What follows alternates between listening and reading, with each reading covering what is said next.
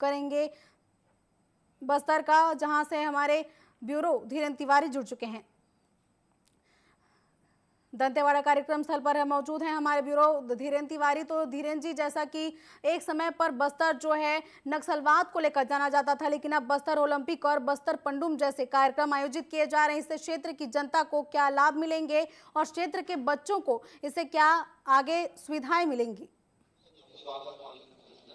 जी कमलेश, मैं आपको बता दूं कि बस्तर पंडुम और बस्तर ओलंपिक जैसे कार्यों आयोजनों का जो है सरकार आयोजन कर रही है। आपको याद होगा कि कुछ महीने पहले ही बस्तर ओलंपिक का आयोजन किया गया था, जिसमें बस्तर के जो युवा प्रतिभागी हैं, बस्तर की जो प्रतिभा है, खेल की प्रतिभा है, उनको निखारने के लिए विष्णुदेव साय सरकार ने बस्तर ओलंपिक का आयोजन किया था। संभाग स्तरीय जो कार्यक्रम था वो जगदलपुर में हुआ था और उसमें केंद्रीय गृह मंत्री अमित शाह आए थे और उसी मंच में युवाओं के सामने, खेल प्रतिभागियों के सामने और बस्तर की तमाम आवाम के सामने उन्होंने ये घोषणा की थी कि 26 मार्च 2021 31 मार्च 2026 ये तारीख तय की थी बस्तर से नक्सलवाद को उखाड़ फेंकने के लिए।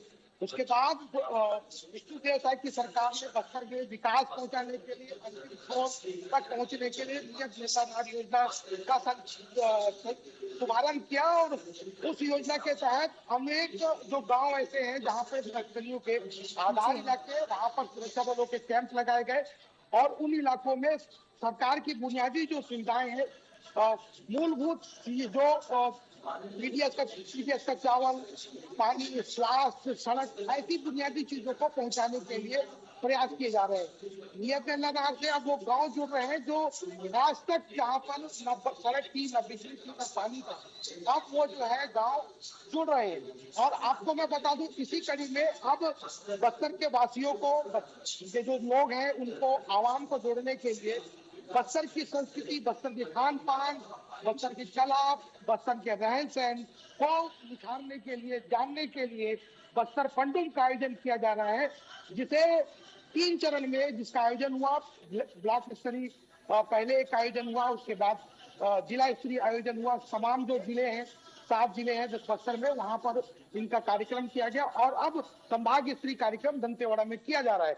आपको मैं बता दूं कि इसकी शुरुआत 2 तारीख से हुई है। लगातार पहले यहाँ के स्थानीय विधायक और अन्य जनप्रतिनिधियों ने इसका किया, श्री गणेश किया, उसके बाद डिप्टी सीएम विजय शर्मा और जो स्थानीय जो कलाकृतियां हैं, संगीत है, इसको बारीकी से जानने का प्रयास किया।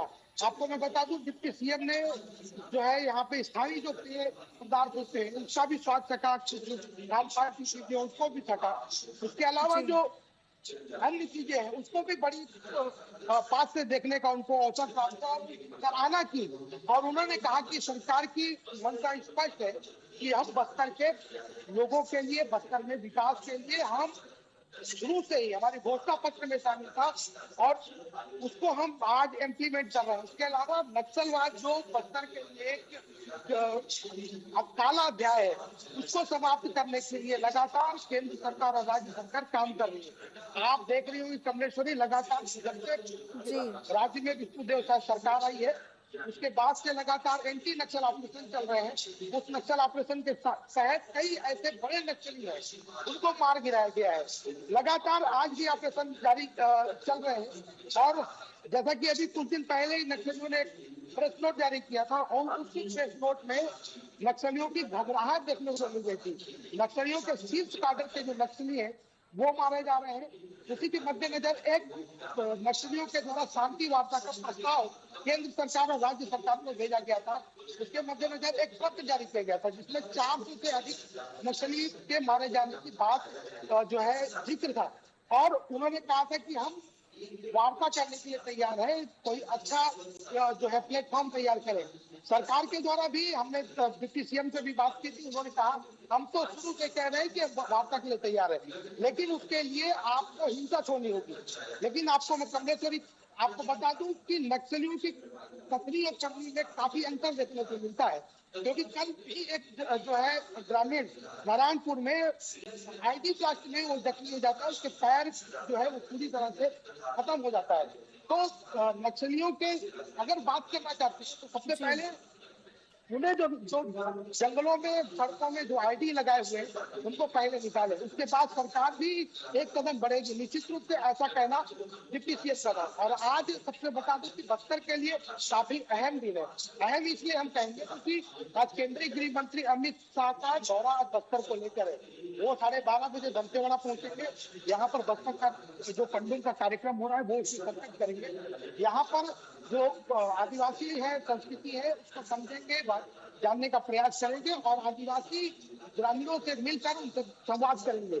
आपको मैं बता दूं, उसके बाद जब कार्यक्रम खत्म हो जाएगा, जो एंटी नक्सल अभियानों में ऑपरेशन कमांडर है उनसे दंतेवाड़ा में कार्रवाई में 1-to-1 बात करेंगे और ऑपरेशनों में क्या दिक्कतें आती हैं और क्या उनको और भी संसाधनों की जरूरत है, उसको लेके उनसे सीधा बात करेंगे। और निश्चित रूप से ये जो बात होगी उसका असर भी हमें ग्राउंड पे देखने को मिलेगा। कमलेश्वरी, आपको मैं बता दूं कि मैं आपको इस सभा स्थल से कुछ तस्वीरें दिखाना चाहता हूँ। आप देखेंगे ये ग्रामीण है, महिला है। और मैं आपको बता दूं, जब से भाजपा सरकार आई है उसके बाद से महिलाओं का जो है रुख भाजपा के प्रति ज्यादातर देखने को मिल रहा है। मातारी वंदन जो योजना है उसका सीधा लाभ मातारियों को देखने को मिल रहा है। आप मेरे पीछे में मंच देखिए और ये मंच बन चुका है। इसमें जो है केंद्रीय गृह मंत्री 1:30 बजे पहुंचेंगे। यहाँ से इस सभा का जो है जी धीरेन्द्र, जैसा कि आपने अभी महिला सशक्तिकरण की बात कही, तो हम वहां मौजूद महिलाओं से जानना चाहेंगे कि केंद्रीय गृह मंत्री से उनकी क्या कुछ उम्मीदें हैं कि बस्तर को लेकर वो क्या देखते हैं।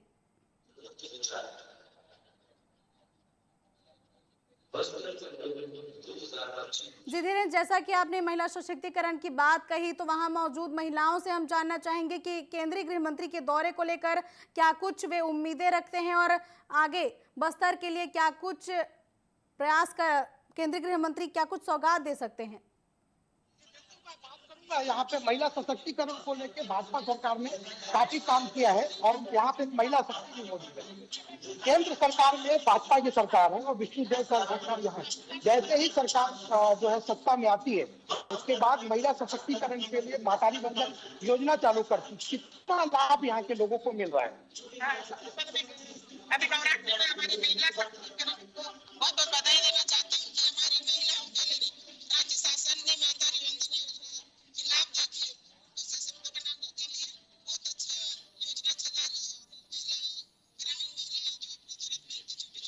जी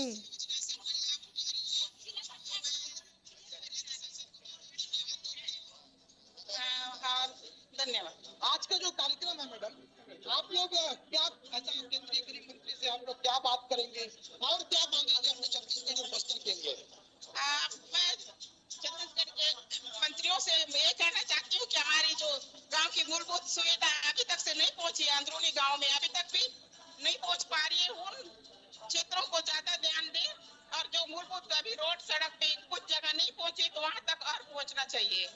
तो कमलेश्वरी, आपने सुना कि यहाँ की जो महिला शक्ति है वो इस योजना से भी काफी खुश है और आज का जो कार्यक्रम हो रहा है उसको लेके भी काफी उत्साहित नजर आ रही है।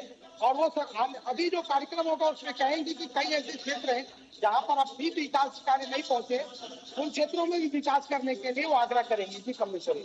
जी बिल्कुल, अब देखने वाली बात होगी कि केंद्रीय गृह मंत्री अमित शाह क्या कुछ सौगात बस्तर वासियों को देते हैं। फिलहाल तमाम जानकारियों के लिए आपका धन्यवाद धीरेन्द्र।